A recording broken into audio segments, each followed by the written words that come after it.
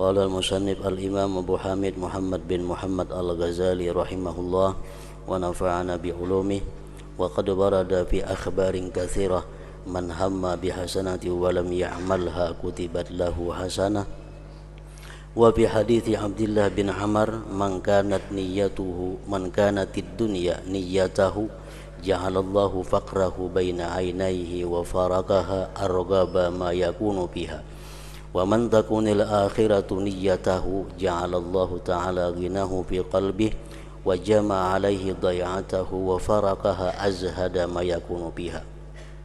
Wa bi hadithi Ummi Salamah anna Nabiyya sallallahu alaihi wasallam zakara jaisan yukhsabu bihim bil baida faqultu ya Rasulullah yakunu bihim al mukrahu wal ajir faqala yuhsyaruna ala niyatihim. Wa qala Umar radhiyallahu anhu sami'tu Rasulullah sallallahu alaihi wasallam yaqul innama yaqtatilul muqtatilun ala niyyat ila akhir. Makna daripada kalam al-imam Hujjatul Islam Abu Hamid al-Ghazali rahimahullah wa nafa'ana bi ulumih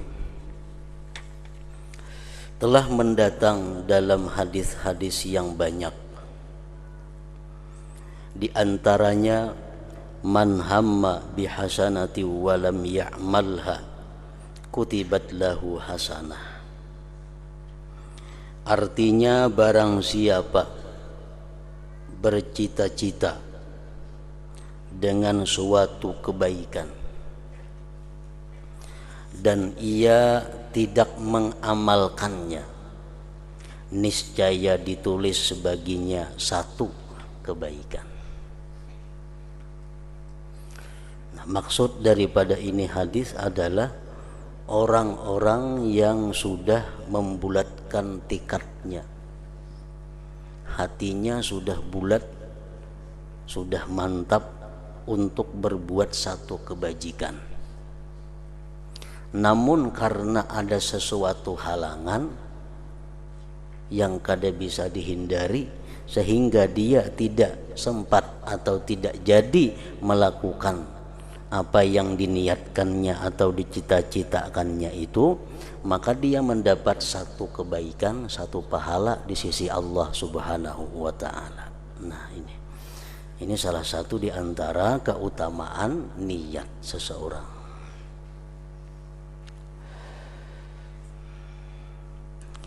Dalam hadis Abdullah bin Amr bin As radhiyallahu anhu disebutkan, man kanatid dunya niyyatahu ja'alallahu faqrahu baina haynaihi wa faraqaha arghaba ma yakunu biha wa man takunil akhiratu niyyatahu ja'alallahu ta'ala ghinahu fi qalbihi wa jama'a alaihi day'atahu wa faraqaha azhada ma yakunu biha.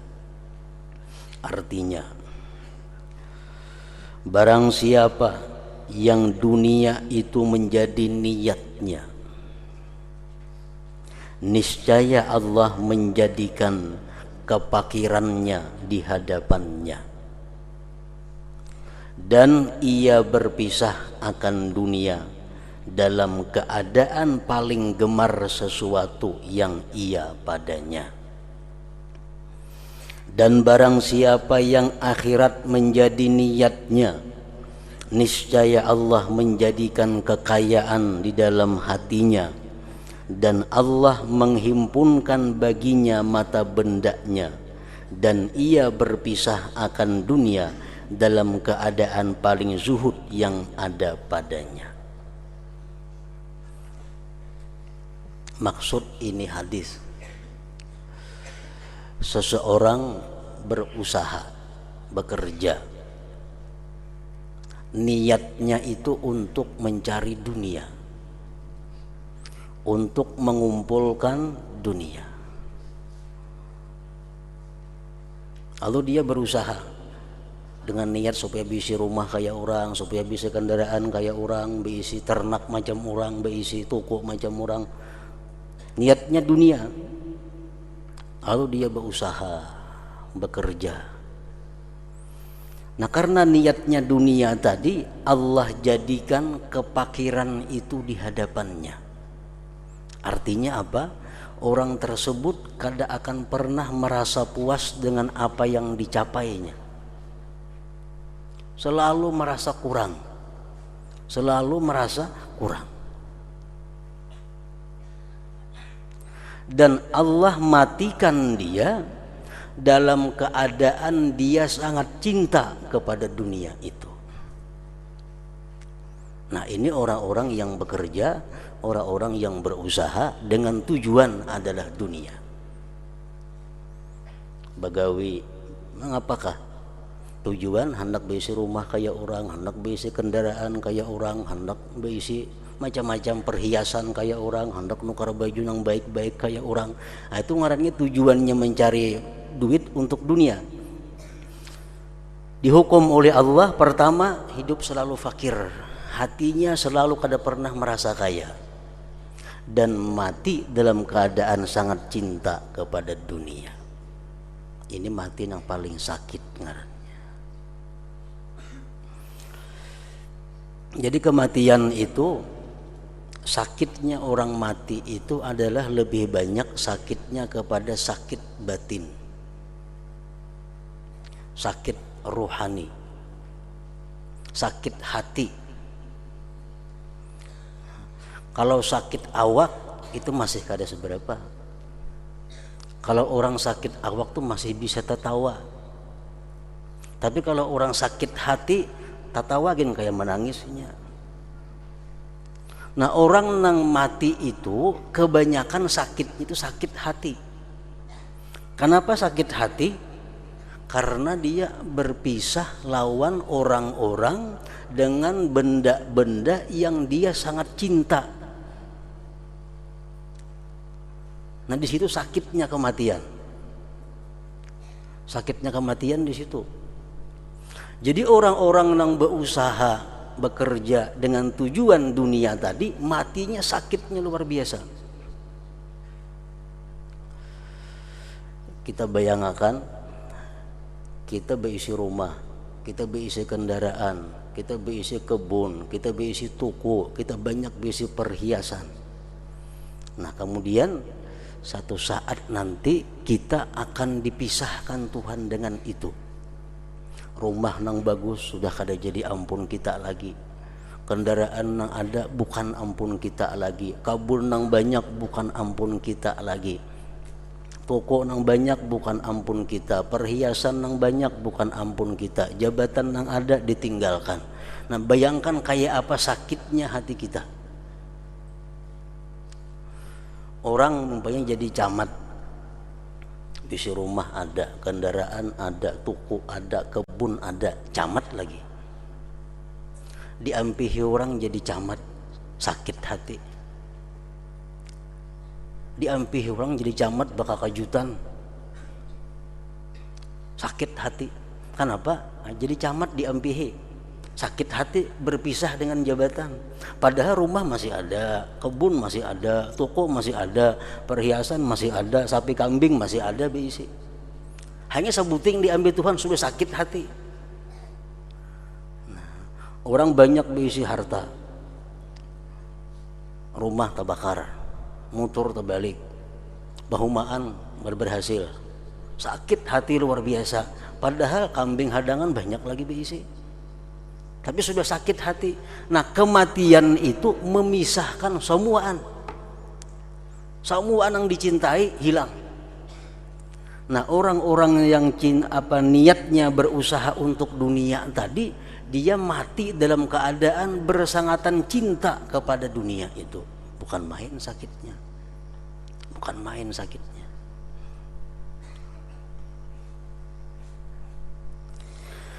Nah, lalu sambungan hadis ini, siapa-siapa yang adalah niatnya itu akhirat, niatnya akhirat, itu Allah jadikan kekayaan dalam hatinya, dan Allah himpunkan mata bendanya, dan Allah matikan dia dalam keadaan sedikit pun tidak ada cinta kepada dunia. Nyaman matinya tuh, nyaman matinya.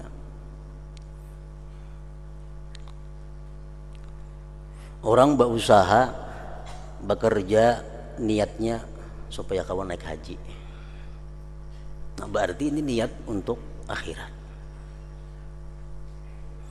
Inya bekerja, berusaha dengan niat supaya bisa menafkahi anak bininya. Nah, ini niat akhirat. Orang berusaha bekerja supaya bisa berbuat baik kepada keluarga, sosial, bersedekah. Orang berusaha dengan niat supaya bisa membantu fakir miskin. Nah, ini niat benang baik. Bila kita berusaha niatnya seperti itu, Allah berikan kekayaan dalam hati kita. Hati kita akan merasa kaya dengan apa yang diberikan Allah.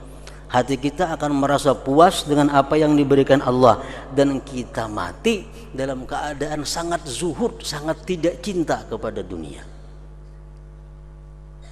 Kita bisi sandal 5, 4 nang kada kita sayangi, puang payal di pelatar, sebuting nang disayangi. Nah 4 itu hilang, ada bapak ya kita.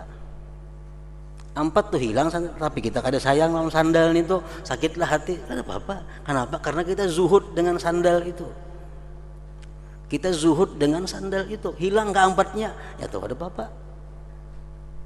Nah, itulah orang-orang yang berusaha dengan niat akhirat, dia mati dalam keadaan sedikit pun hatinya tidak ada mencintai dunia.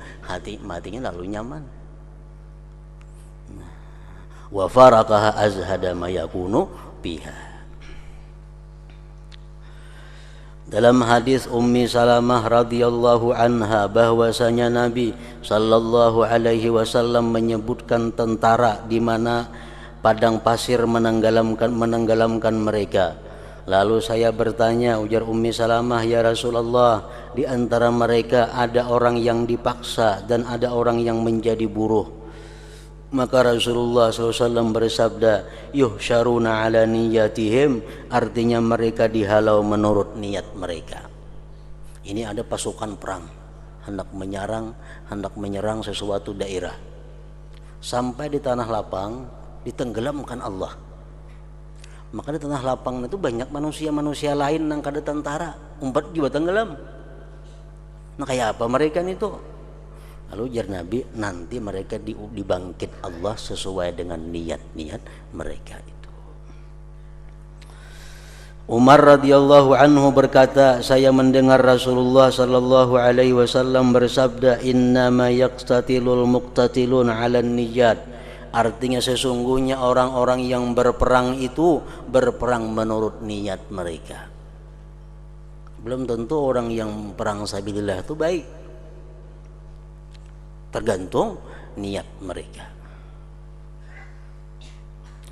Rasulullah sallallahu alaihi wasallam bersabda, "Idzal taqas saffani nazalatil malaikatu taktubul khalqa ala maratibihim. Fulanun yuqatilu lid-dunya, fulanun yuqatilu hamiyah, fulanun yuqatilu asabiyah. Ala fala taqulu fulanun qutila fi sabilillah." Faman qatala litakuna kalimatullah hiyal ulya fahuwa fi sabilillah. Artinya apabila dua barisan perang bertemu, Islam lawan kafir, dua pasukan bertemu, maka malaikat turun untuk menulis manusia menurut tingkatan mereka. Si fulan berperang karena dunia. Si fulan tuh 4 berperang untuk mencari harta pampasan perang. Walaupun inya mati dibunuh orang kafir, ini orang kada sabilillah. Si fulan berperang karena marah. Aku saling sarikan lawan si fulan itu nah, lawan si kafir itu hendak membunuh kada wani rahatan berperang pas bertemuan nih. Balas dendam.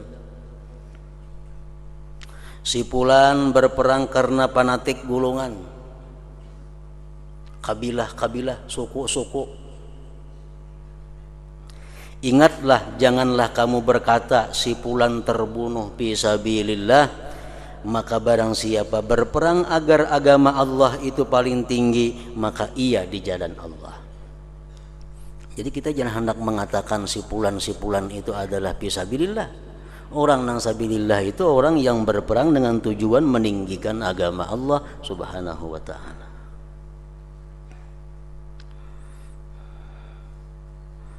Jadi sesuai dengan hadis yang dahulu bahwa Allah tidak memandang kepada rupa kalian, Allah tidak memandang kepada kekuatan kalian, tapi Allah memandang kepada qulubikum wa amalikum. Allah memandang kepada amal, pada hati kamu dan amal kamu. Jadi hati dipandang Allah dahulu. Bila niatnya bagus, hanya selanjutnya Allah menilai amal perbuatannya. Dari Jabir radhiyallahu anhu, dari Rasulullah sallallahu alaihi wasallam bahwa beliau bersabda, yub'atsu kullu 'abdin 'ala ma mata 'alaihi. Artinya setiap hamba dibangkitkan menurut apa yang ia meninggal dunia atasnya. Apa niatnya? Dalam hadis Al-Ahnaf dari Abi Bakrah bahwa Rasulullah sallallahu alaihi wasallam bersabda, "Idzal taqal muslimani bisayfayhima fal qatilu wal maqtulu pinnar." Qila ya Rasulullah, hadzal qatilu fama balul maqtul? Qala li'annahu arada qatla sahibih. Artinya, apabila dua orang muslim bertemu dengan pedang keduanya, sama pada orang Islam bakalahi bepedang kedua-duanya, belading kedua-duanya, maka yang membunuh dan yang dibunuh berada di neraka kedua-duanya. Nang dibunuh masuk neraka, nang membunuh pun masuk neraka juga. Ditanyakan, wahai Rasulullah, ini yang membunuh masuk neraka, kan wajar aja membunuh, wajar membunuh masuk neraka.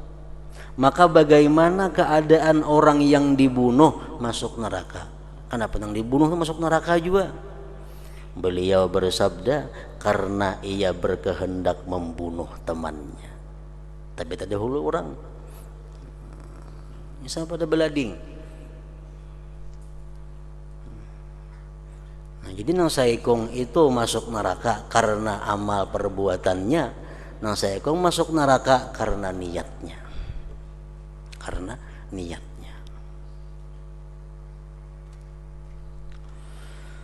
Dalam hadis Abu Hurairah disebutkan, man tazawwaja imra'atan 'ala sadaqin wa huwa la yanwi ada'ahu fa huwa zanin, wa man iddana dainan wa huwa la yanwi qada'ahu fa huwa sarikun.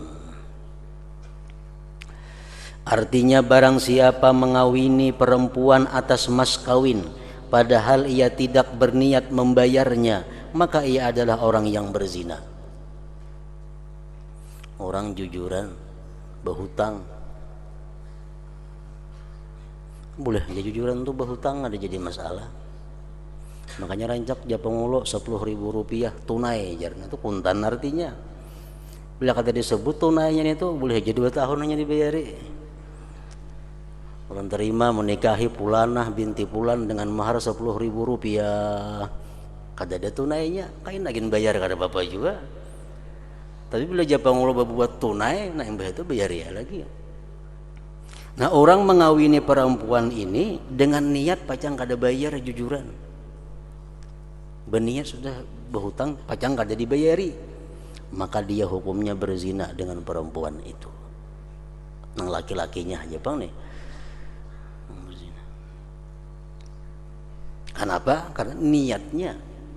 Padahal berakad nikah, bersaksi, berpengulo, beruhan. Cuma karena niatnya pacang kada bayar jujuran, dihukumkan sebagai zina.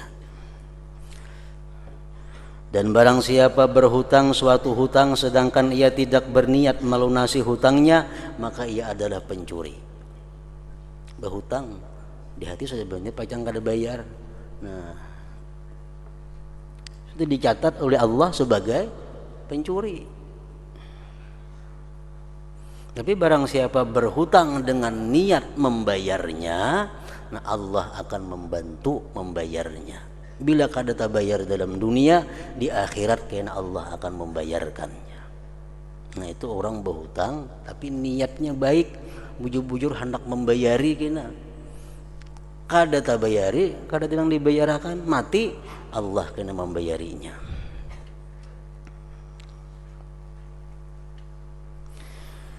Dan Rasulullah sallallahu alaihi wasallam bersabda, man tatayyaba lillahi ta'ala jaa yaumal qiyamah wa rihuhu atyabu minal miski. Wa man tatayyaba li ghairillah jaa yaumal qiyamah wa rihuhu antanu minal jifah. Artinya barang siapa memakai minyak harum karena Allah, maka ia kelak datang pada hari kiamat di mana baunya lebih harum daripada misik, daripada kasturi. Dan barang siapa memakai minyak harum karena selain Allah, maka ia kelak datang pada hari kiamat di mana baunya lebih busuk daripada bangkai. Ini minyak harum mesti berniat juga.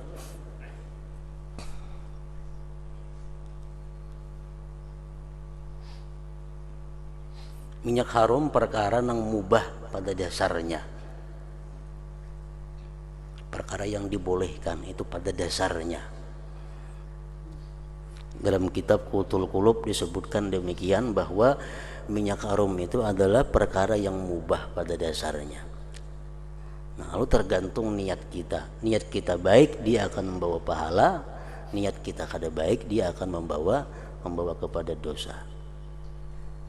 Dalam kitab Manhajus Sawi dijelaskan bahwa kalau kita berminyak harum supaya kita banyak mendapat pahala dengan berminyak harum itu, maka diperlukan beberapa niat yang baik supaya pahala dan di akhirat kita bau harum lebih daripada bau harumnya kasturi. Yang pertama, kita berniat berminyak harum itu ittiba' sunnatir rasul, mengikuti sunnah Rasul. Rasulullah katuju sini berminyak harum, jadi aku katuju juga.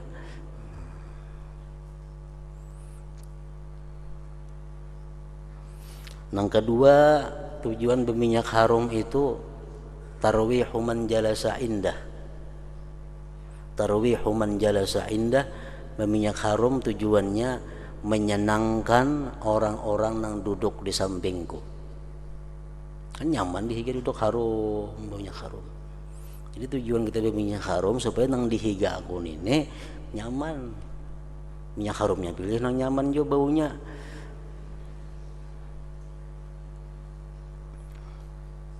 Tarwihu man jalasa indah. Yang ketiga, tujuan berminyak harum itu adalah daf'ur rawaihil karihah al-mu'dhiyah lil ghair. Aku berminyak harum ini tujuannya adalah menghilangkan bau nang kada nyaman nang bisa mengganggu orang lain. Kita berminyak harum sebelah nyobalah kada bapak juga. Nah, jadi kita berminyak harum ini tujuannya supaya menghilangkan bau nang kada nyaman nang mengganggu orang lain. Kan ada hadis Nabi yang mengatakan, jar Nabi, orang-orang nang makan bawang mentah nito jangan umpat berjamaah di masjid kami. Kenapa? Bau awaknya mengganggu orang di sekitarnya. Nah, jadi aku berminyak harum ini tujuannya untuk menghilangkan bau nang kada nyaman.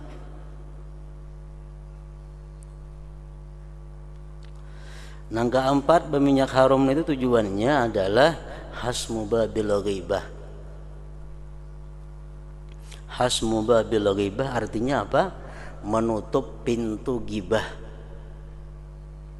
Karena mun kita kada berminyak harum sampai orang nanti bau banget katiak. Nah, lalu jadi dosa orang menggibah seorang. Karena apa? Karena seorang kada berharum-harum. Nah, jadi berharum-harum itu termasuk tuh niatnya adalah untuk menutup pintu gibah. Mau gibah orang jadi berdosa gara-gara kita. Yang kelima, tujuan berminyak harum itu ziyadatul akli, menambah akal. Jadi Imam Syafi'i, man tabarihuhu zada aqluhu. Orang yang selalu harum baunya selalu bertambah akalnya. Jadi bila kita berminyak harum niatnya 5 macam itu, 5 macam dapat pahala. 5 macam dapat pahala. Adapun asar-asarnya diantaranya Umar ibnul Khattab radhiyallahu anhu berkata, paling abdal amal perbuatan adalah menunaikan apa yang diwajibkan oleh Allah. Itu paling abdal sudah. Paling abdal ibadah menunaikan yang diwajibkan Allah. Bila kita melalaikan yang diwajibkan Allah, tapi kita katuju manggawi nang sunat, berarti itu ngarannya kada ikhlas. Itu ngarannya karena syaitan atau karena nafsu. Ini nang wajib nih ada kada biris lagi, tapi nang sunat katuju manggawi, Allah kada menerima. Kenapa? Karena orang ini pasti ada untingan. Amunnya buju-buju karena Allah nang wajib dahulu akan. Kuitan seorang miskin fakir kada diberi duit, kawan diberi duit, itu kada bujur ngarannya, nang wajib ada. Paling abdal amal perbuatan adalah menunaikan apa yang diwajibkan oleh Allah.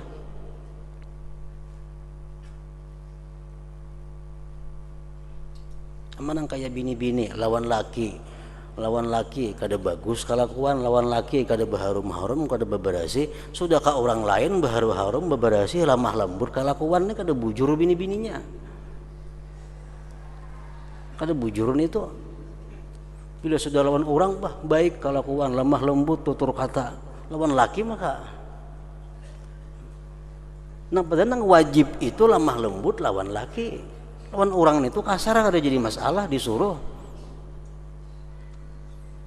tuh bini-bini kasar dengan laki-laki yang bukan mahram itu. Inta paling lawan laki kasar, lawan orang lemah lembut, nih perempuan yang kada jujur ngarannya. Paling abdal amal itu adalah menunaikan apa yang diwajibkan oleh Allah. Nang wajib sudah biris, nah yang lain-lain nang sunat. Wara daripada apa yang diharamkan Allah Ta'ala, nomor 2-nya menjauhi yang diharamkan Allah. Yang ketiga, dan benarnya niat pada apa yang ada di sisi Allah. Laksanakan apa yang dipardukan Allah, jauhi apa yang dilarang Allah, bujurkan niat. Banyak orang yang berbuat yang diwajibkan Allah tapi niatnya kada bujur. Ada orang nang wara menjauhi yang diharamkan Allah tapi tujuannya supaya dipuji orang, niatnya kada bujur. Salim bin Abdullah menulis surat kepada Umar bin Abdul Aziz, ketahuilah bahwa pertolongan Allah Ta'ala terhadap hamba itu menurut kadar niatnya. Maka barang siapa sempurna niatnya, niscaya sempurna pertolongan Allah kepadanya. Aku berusaha niatku supaya kawan naik haji, ditolong Allah. Seapa besarnya niat kita, seapa besarnya dorongan kita, ditolong oleh Allah. Dan barang siapa kurang niatnya, bebaya ada niat, niscaya kurang pertolongan Allah kepadanya menurut kadarnya juga. Sebagian orang salaf berkata, banyak perbuatan yang kecil yang dibesarkan oleh niat, dan banyak amal perbuatan yang besar yang dikecilkan oleh niat. Perbuatan itu besar, cuma pahalanya halus karena niatnya halus. Ada amal perbuatan inting tapi niatnya besar, dibesarkan oleh Allah. Macam minyak harum tadi, inting itu culitan sekali samprut, inting, tapi niatnya macam-macam. mencontoh Rasulullah katu jubah harum, menyenangkan orang yang duduk di sampingku, menambah akalku, menutup pintu gibah orang, macam-macam niatnya, jadi ganal pahalanya. Nah, perbuatan yang besar karena niatnya halus, jadi halus. Naik haji itu ganal perbuatannya, dan pahalanya pun saling ganalan. Naik haji surga jaminannya. Al-hajjul mabrur laisa lahul jaza illal jannah. Haji mabrur tidak ada balasan kecuali surga. Nah, ganal benar haji itu nilainya. Tapi haji ini bercampur niatnya. Naik haji, blok naik haji membawa ruko ada juga, saya berjual di situ. Membawa jamu-jamu ada juga, membawa obat KB ada juga di situ, payo. Macam-macam bisnis dibawai. Lalu haji jadi halus setinggal. Dikecilkan oleh niatnya. Jadi mau haji aja melulu, jangan dicampur memboroko macam-macam itu.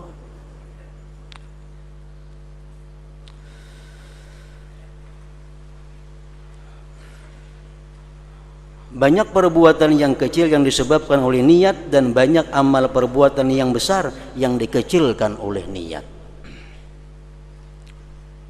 Baca salawat sallallahu ala sayyidina Muhammad wa ala alihi wasallam, sedikit saja. Tapi kalau niat kita bagus, niat kita besar, menjadi besar. Ada orang bersalawat umpatan aja berniat kada apa kada, itu halus nilainya. Tapi kalau kita bersalawat itu walaupun sekali salawat, cuma niatnya pertama menjunjung perintah Allah. Dalam Al-Quran Allah menyuruh bersalawat lawan Nabi Muhammad sallallahu alaihi wasallam. Yang kedua, aku bersalawat ini tujuannya karena aku cinta kepada beliau. Walaupun hati kita kurang cinta, akan ditambah Allah kecintaan. Yang ketiga, aku bersalawat ini karena syaukan ilaih, karena aku rindu kepada beliau. Walaupun kita kurang rindu, akan ditambah Allah kerinduan kepada Nabi. Yang keempat, niat kita untuk membesarkan haknya Nabi Muhammad sallallahu alaihi wasallam.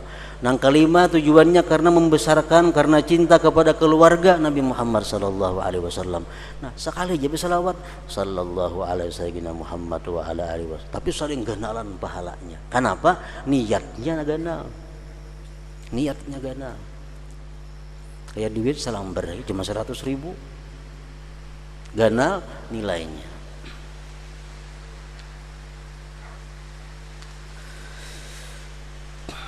Daud At-Tai berkata, orang baik itu himmahnya adalah takwa. Maka jikalau semua anggota tubuhnya bergantung dengan dunia, niscaya niatnya mengembalikannya pada suatu hari kepada niat yang baik. Dan demikian pula orang yang jahil itu, orang yang tidak belajar itu, yang tidak mengetahui itu, dengan kebalikan demikian.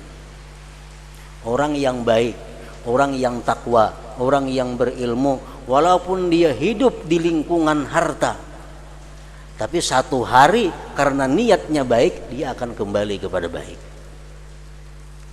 Nah, orang yang baik, yang takwa, karena niatnya baik, walaupun hidupnya sekarang dalam lingkungan dunia, hidup dalam lingkungan harta, tapi satu hari dia akan kembali. Kenapa? Karena dia punya niat yang baik.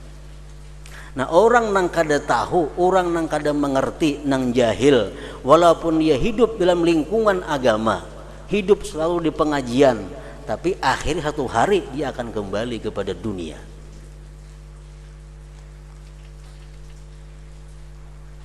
Dan demikian pula orang yang jahil itu dengan kebalikan demikian. As-Sauri berkata, mereka mempelajari niat amal perbuatan sebagaimana mereka mempelajari amal perbuatan. Nak berdagang, betakun kayak apa cara berdagang. Oh, cara berdagang itu ada akadnya, ada ininya, ada itunya. Itu belajar cara berdagang. Dan mereka pun belajar kayak apa cara niatnya berdagang itu. Hendak makan kayak apa, makan yang baik, apa niatnya makan itu. Hendak guring, apa niatnya guring itu? Hendak kawin, apa niatnya kawin? Semuaan betakun belajar tentang niatnya. Nah itu orang-orang dahulu. Mereka mempelajari niat amal perbuatan sebagaimana mereka mempelajari amal perbuatan.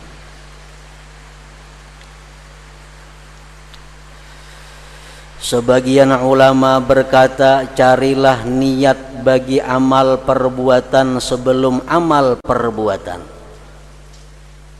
Sebelum hendak menggawe sesuatu, cari niatnya dulu. Besah jaku.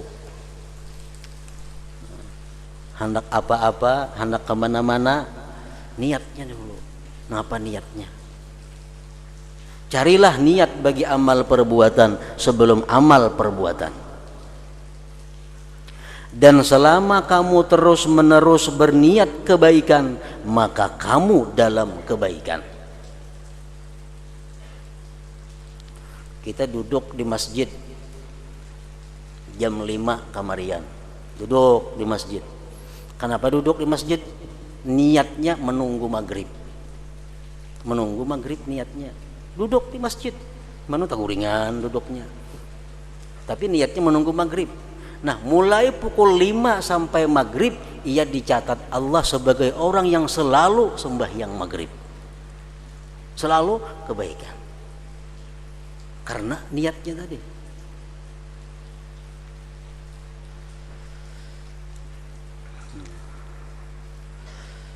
Dan selama kamu terus-menerus berniat kebaikan, maka kamu dalam kebaikan.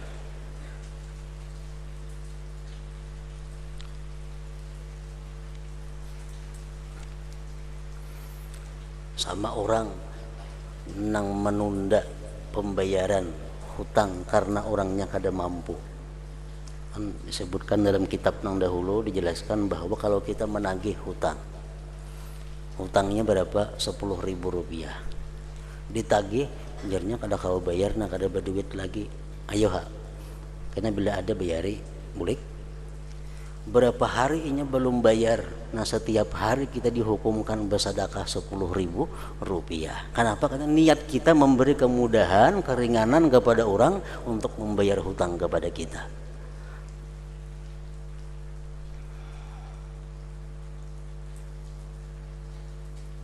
Sebagian murid berkeliling kepada para ulama seraya berkata, sebagian murid berkeliling kepada para ulama seraya berkata, siapa yang menunjukkan aku kepada suatu amal perbuatan yang senantiasa saya melakukannya karena Allah Ta'ala. Orang ini mencari ilmu. Ilmu yang dicari apa? Ilmunya kayak apa supaya beramal itu karena Allah terus. Mencari ilmu itu yang dicari, keliling kemana-mana, mencari satu amal perbuatan yang senantiasa saya melakukannya karena Allah Ta'ala. Sesungguhnya saya tidak suka bahwa datang sesaat dalam malam atau siang kepadaku, melainkan saya adalah salah seorang dari orang yang melakukan amal karena Allah. Kok ada hakun dalam sehari samalaman nih ada amal nang kada karena Allah. Maka dikatakan kepadanya, kamu telah mendapatkan hajatmu, maka lakukanlah kebaikan menurut kemampuanmu. Lalu apabila kamu lemah atau meninggalkannya, maka bercita-citalah dengan melakukan kebaikan itu. Karena sesungguhnya orang yang bercita-cita dengan melakukan kebaikan itu seperti orang yang melakukannya. Sembahyang 1 rakaat, 2 rakaat, 6 rakaat, 10 rakaat lapah sudah 10 rakaat sembahyang, istirahat, minum, duduk, beruku umpamanya, menghilangkan lapah. Kayaknya tungtung lapah kena sambung pulang ke rakaat berikutnya. Nah selama istirahat itu dihitung tetap sembahyang. Kenapa? Karena kita mencari tenaga untuk melakukan sembahyang yang berikutnya. Itu niat ngarannya. Baca Quran malam hari, baca Quran, mengantuk sudah mata, mengantuk mata, bawa guring dulu. Karena bangun sambung pulang, guring 3 jam. Bangun, baca pulang Quran. Nah, selama guring 3 jam tadi kita dicatat orang yang baca Al-Quran. Baca Al-Quran. Kenapa? Karena niat kita guring itu adalah untuk memperkuat tenaga, menambah tenaga supaya bisa selanjutnya membaca Al-Quran. Nah, jadi amun kita bisa memainkan niat ini, kadada hari, kadada saat, nang kadada ibadah dilakukan. Selalu ibadah atau yang bernilai dengan nilai ibadah. Nilai ibadah. Baca salawat 100 kali, tapi kadada niat napa-napa. Umpatan aja, Allahumma shalli ala Muhammad, Allahumma shalli alaihi wasallam. Berapa kali membaca? 100 kali. Orang sekali aja baca salawat, tapi niat pun orang ganal. Niat orang bagus, sekali aja baca salawat. Kalah nang beratus-ratus kali nang niatnya kada jelas tadi. Begitu pula sebagian orang salaf berkata, sesungguhnya kenikmatan Allah atasmu itu lebih banyak daripada kamu menghitungnya. Kada kamu menghitung nikmat Allah, kada kehitungan sudah. Dan sesungguhnya dosa-dosa itu lebih tersembunyi daripada kamu mengetahuinya. Kalau kita menghitung dosa, kada kehitungan juga. Tetapi pagi-pagilah kamu menjadi orang yang bertobat, dan suri-surilah kamu menjadi orang yang bertobat, niscaya diampuni bagimu dosa-dosa yang diantara yang demikian. Subuh tobat kepada Allah kalau ada dosa-dosa malam tadi. Ini sudah berniat kena kemarin kena aku tobat pulang kalau ada dosa-dosa yang di siang hari. Nah, jadi 24 jam kita selalu orang yang bertobat kepada Allah Subhanahu wa taala karena niatnya tadi. Nah, ke situ Nabi Isa alaihissalam bersabda,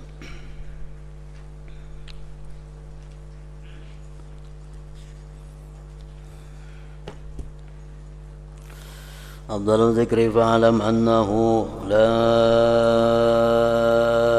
ilaha illallah Muhammadur Rasulullah la ilaha illallah Muhammadur Rasulullah la ilaha illallah Muhammadur Rasulullah la ilaha illallah la ilaha illallah la ilaha illallah la ilaha illallah la ilaha illallah Allahu Allah Allahu Allah Allahu Allah Allahu Allah Allahu Allah Allahu Allah Allahu Allah Allahu Allah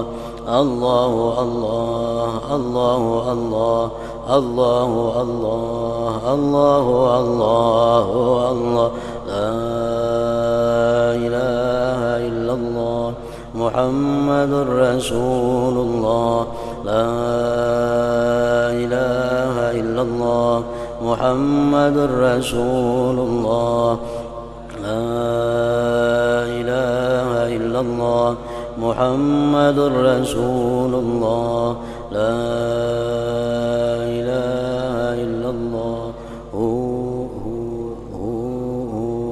Al-Fatihah ila Allatin Nabi.